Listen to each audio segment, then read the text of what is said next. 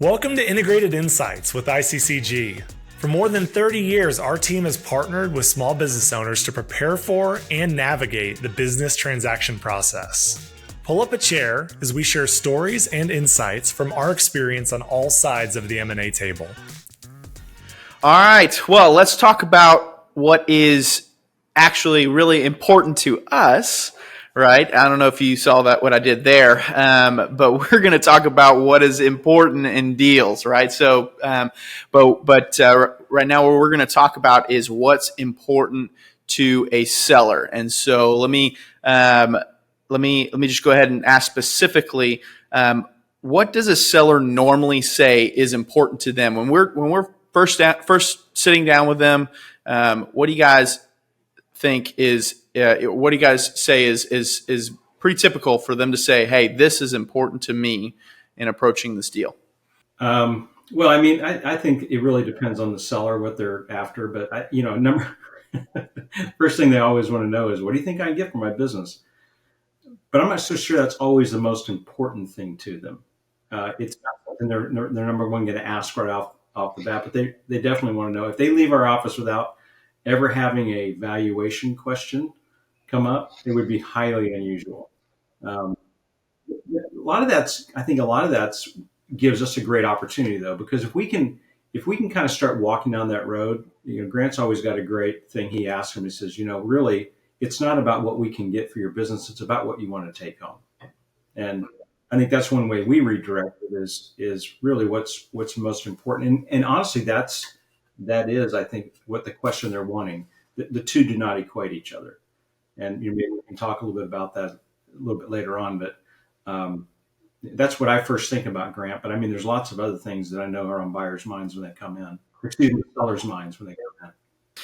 Yeah, I think one of the most common phrases that I've heard, both of you guys, but Grant, you specifically, is the net, and so net. Walk us through what you mean by when you say net. Well, most of the time they come in, they want to know, just like Dave said, what the business is worth. And, but what we steer them towards is net of taxes, net of debt, net of fees, all those things. What am I going to take home at the end of the day and be able to invest in the next opportunity or invest for retirement or those kinds of things? And so, that's really the most important financial thing, but they equate that with getting more on the top line. And that's, as we know, is just not the equivalent, because you can get paid more, but if it's structured badly, then it'll end up with less on the bottom line. I would say, most of our business owners really care about, we're going to call it the PPP, just like the loans, right? They like proceeds, people, and pub, and I had to get the third one as a P, right? But they care about their reputation, they care about their people, and they care about the amount of money that they're going to get. And they don't always articulate that. Yeah, and I think people are probably one of the greatest things on most business people's minds. I mean, I had a service provider come to my house, and I've always been kind of interested in this company, which is one reason I had them start offering servicing my house in this one specific area of home service, knowing that there's a lot of activity in that. But I was always curious about the business. I knew it was locally owned. I knew it was multi-generational. And I started asking this technician about, what do you know about the company? What do you know about this? And he says, oh, this is like third generation, and it's really like a family. And he started telling me all about the culture of this company. And he said, I've even sat down with the owner himself. I got an opportunity to talk to him one time. And I know there's probably hundreds of employees in this company, so to him that was really, really important. Well, now take that and have that same owner come walking into someone like us and sitting around our table, and I know for a fact that the thing that's probably on his mind is, what's going to happen to this family if I sell? Normally if someone has been financially successful in a business, they may already have the money they really ultimately need, but So they're really looking beyond just the exit strategy. Especially if it's multi-generational and they've built this through the years, they've built family. And I think that that's something that's just really, really on people's minds. What's going to happen to my people? What's going to happen to my family that may be working there? What's going to happen to my bookkeeper? And that typically always comes up in the course of a conversation, unless the business just haven't been owned that long. I think I was talking to somebody post transaction, a buddy of mine, and he I remember we didn't do his transaction, but he just kind of he said, yeah, we try to take care of the employees, after we sold for a good amount, but really a lot of them are still mad at me, and so we have to kind of give the expectation that yes, relationships are going to change, and so when they say that the people are important, are they just not wanting people to or their relationships to change? They don't want to let go of that, or how do you handle that kind of conversation up front? Well, I think that's a good question, because I think that we have to acknowledge, and I think part of our job is to be the realist in the room. A lot of business owners come in, and ideally they would like to sell it under these conditions, but I think and they don't always like it. But I do think our responsibility is to be the realist and to say, look, that's awesome. Glad you care about that. Just know that these are some of the possible outcomes. And then start giving them examples of doing this for over a couple of decades of buying and selling for ourselves and mainly for other people. Is just start giving some of the ideas. I mean, we had one, I won't say recently, but in the last year or two that, I mean, they just were so like, boy, they're going to miss us. Da, da, da, da. Well, once we got in there, honestly, it was once our buyer got in there, it was the furthest thing from the mind. These people couldn't wait for the buyer to be gone, or excuse me, for the seller to be out of there. And so I think we pick up on some things like that. And, but there again, it's really so specific to what that circumstance is. But you're absolutely right. We've had some people are just they're just ticked off about it. But people are resilient. They're not as my wife always likes to say. She's a life coach and relationship coach. She goes, people are not fragile, and we often people are running around with their feelings on their sleeve all the time. They're fragile, but really people are resilient. They bounce back if they this is a job, and this is a future for them. Well, yeah, I was going to say, what about legacy? I mean, I know it's funny, people who I've talked to more people that don't own their business about you must talk about legacy a lot, leaving a legacy, and it doesn't come up as much. I mean, do you think that comes up quite a bit, and that people or business owners really care about the legacy that they're leaving in the business? I do. I don't know that it's ultimately as important as maybe they think. But look, when you've got someone who's built a company, Mason, we had the opportunity of selling a company that had been built a couple years ago for 35 years. Having sat in a lot of meetings with that buyer, I think or the seller, who I think you probably know what I'm talking about, was legacy important to them? Yeah. And so much so that, I mean, there was a lot of talk about, what was going to happen afterwards, right? For sure. No doubt. And so I don't think that's a bad, even if it's not, even if it ends up being not important, and even if it is something that, it doesn't really live on. Let me tell you something about legacy. So this is a funny thing. I was on an airplane once, and I'd gotten upgraded to first class coming back to Seattle from DFW. And the only reason I'm saying that is it was kind of course you did. Yeah. Only upgraded. Can we talk about being a travel diva one of these days? And that would. Yeah, absolutely. Well, I mean, only if you were on it. So the last minute, this guy comes in, sits down, listen, he's the only guy beside me, right? And right across the aisle from me is the guy that was evidently they were traveling together. A couple younger guys in their mid-30s or so, and we start talking, and I look over, and he's got a hat, and that hat has a logo on it, and I thought to myself, oh my goodness, there is only one logo, and that was a logo of a company we used to own, and it was a transportation company in the Dallas area, and we'd sold this thing 10 years before, maybe more than that.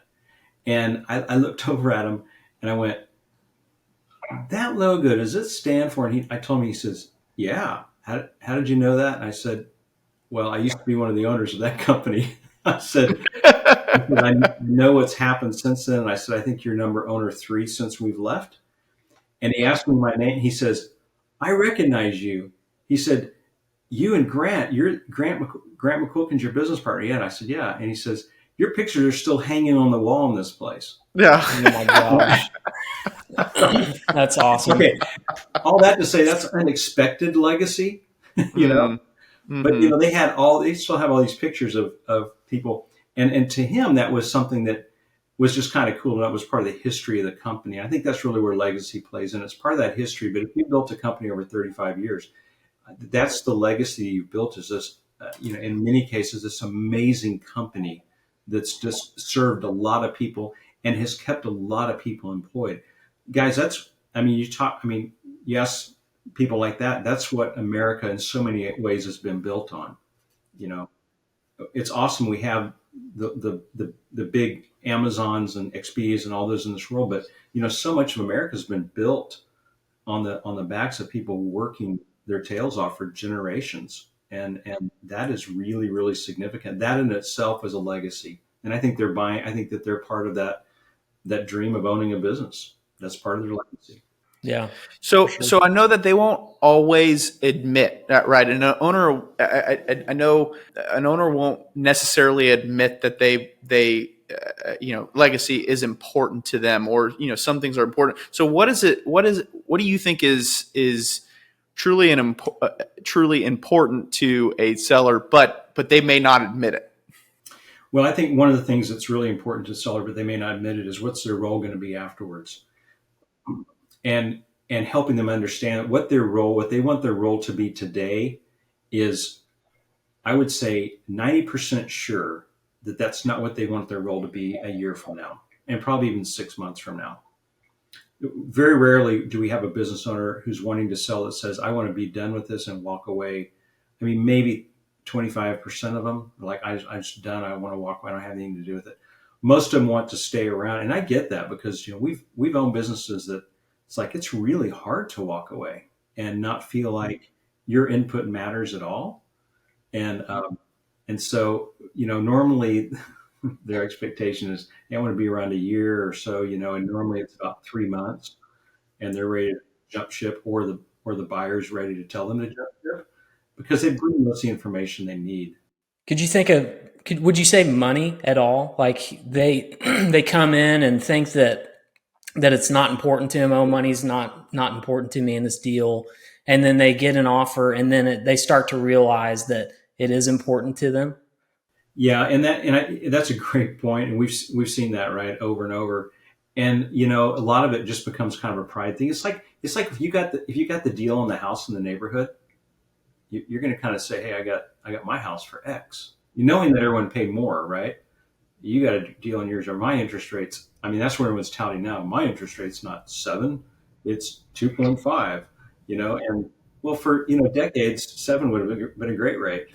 So people find themselves kind of in this time where they're like, yeah, that's what I want, but boy, what if I could get this? And it kind of buys in, it kind of folds right into the whole, you know, the whole philosophy of the more you get, the more you want. And there's a lot of truth in that, guys. I think a lot of people, if we really sit back, we're all like that in a way, right? We get a little bit to go, well, wouldn't this a little bit more be just better? And it does become a pride thing, I'm afraid, in many cases. I don't think it's so much greed as it is pride. On that, is there ever a time that that we have had to kind of just accept, you know, the higher? I mean, look, we're Sure. I know that the way that an M&A advisor is traditionally paid is by getting the higher price. And so it's kind of counterintuitive for us to try to say, okay, we can lower it just because we're going to get you more because of X, Y, and Z, how we structure it. But I mean, if they're wanting to increase it and be okay with the lowered net, I mean, is there a point? I mean, is there ever a time that we have to just kind of accept that and say, okay, this is your decision here? Oh, yeah, we definitely have. I mean, and I think it's one of those deals where you just have to realize we're there to serve the client. The client's not there to serve us. So we're serving the client. We're going to ultimately let the client make the final decision. And, if that's what's best, that's what's best. There's something else I was thinking about. What does a business owner not know that they're not expecting, but is important to them? And I find that also that the way the business has been run, the operations, the things that have been in place are often sacred. That's kind of the sacred cow. I remember that transportation company early on. There used to be dispatch, and I love it when Grant tells a story. They had those guys, you wouldn't know this, but back in the day, they had these like little spindles, and they're like these little pointy things. And as the call would come in, they'd write it down and they would put it at the top. And when the dispatch was done, when they dispatched the truck, they would push it down halfway. And when the call was completed, they push it down to the bottom. And so I think that if the owner of that company who sold that to us had lived long enough to see us put technology in place, he might have had a little bit of a fit, because I'm not sure there could have been any better way to do this until we literally bought a dispatch software firm that actually took. Yeah. All of a sudden the spindles were disappearing, and you're talking about operational nightmare, getting people who for years had done this. That's where culture comes in play, right? And then all of a sudden they're like dispatching, like, what do you mean I got to press this button instead of pushing down the? So Yeah. But I don't think people understand. Sometimes they really are. Those are I would call them the sacred cows of business. Like, we've never done it like that before, and that won't work. And seeing the change, one of the hardest deals business owners have sometimes is to see those changes come about when they are selling their business, and it's really, really an emotional thing. I think that's the other thing that we really have to help them understand, is that this is going to be one of the biggest emotional journeys you've ever been on. And having lived through that now with several companies, some of these companies I think our longest one we owned was 13 years. These guys are like family, and they were family to us. And we watched kids grow up, and we watched all these different things happen, and it was really this emotional journey. We weren't really we talked to people about it, but we ourselves weren't prepared for it. So just these things we have to help. I think there's more of an affinity for people to think that things are just going to continue to be the same. Or we can just kind of let them know that may or may not be the case, and to be prepared for it. Then I think we're serving people well.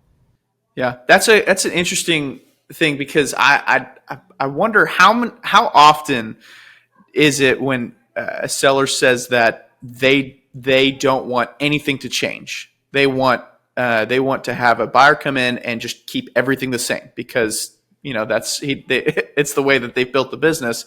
And so, how often does that happen? In reality, that doesn't happen a whole lot as much anymore. And the reason is because when we deal with a lot of businesses that are now in, second, maybe third generation, or maybe it's just a long time first generation, decades. They realize maybe they haven't kept up with technology. And so, most of the buyers out there are a lot more sophisticated, are going to bring in some technology to help out. In some cases, they walk in and go, why would we touch it? Let's just let it live in the rock ages, because that's working really well. But most of them aren't holding so fast onto that until they start seeing the changes. And I think that's where we have to help them see it, as they're not thinking a whole lot about that until it starts happening, if they're still around, if they're still involved with the business. And that's where you're going to see a lot of friction between a new ownership and the past ownership sticking around and working together. It's when those new things come in, because 7 deadly words of growth of a company are, we've never done it that way before. We've got seven. I haven't heard that. Is that 7? We've got seven, but we've never done it like that before. Or 7 deadly words of just growth of any organization. And look, guys, and there's a generation between us, if not two. And it's harder, when you start seeing change going on. So same thing with the business owner. Yeah. For sure. Hey, Dave, I think what's interesting is that you and Grant have been on the advisor side, but you've also owned and sold companies. So what were some of the things that were important to you when you were selling? Just to give our business owners that are listening to the podcast some of the things that they need to be looking out for and considering. I think I've played that card a little bit already by talking about selling. So there were the things that were important to us. Number one, to be real honest, every time we sold a company, oftentimes this is a conversation that Grant and I would have. Hey, Grant, what would it take for you to walk away? That's a different question than how much we can sell the company for. What would it take for you to walk away? And then what are the parameters around that? And so we had to kind of start with, what would be the net? Because typically in a lot of our businesses, we had maybe partnership or financial partners that were involved with us. We always kept majority for sure. So we always kept control. But what would that be? And then the next question is, but what would we do with everyone? How does this affect not you and me, because we're going to continue on, but how does this affect the people that have been working with us? How does this affect the other partners? Number one. And then how would we go about making that transition the best we could for the people involved? Fortunately, in a lot of those cases, we were able to keep our upper level management in place. Typically we operated a little bit more from a governance standpoint. We weren't necessarily in the weeds on all the businesses on a day-to-day basis. We wouldn't be missed by the people so much, but boy, I tell you what, we had to really make sure we preserved the upper level management in those companies. Well, I think that talking about what is important to a seller is important, right? It's, we represent sellers most of the time. And so we know, we have that conversation a lot, and it's going to be, it's always good to kind of hone in, about it. So, really excited to talk about the next topic, what's important to a buyer, but we will see you guys next time. Thanks for joining us. And that wraps up another episode of Integrated Insights with ICCG. Be sure to subscribe and stay tuned for more stories from our team. We love hearing from our listeners. If you have any questions or topics you'd like us to cover, please send us an email in the show notes. For more information about ICCG, please check us out on our website or follow us on LinkedIn and YouTube. Until next time, there's always a seat at our table.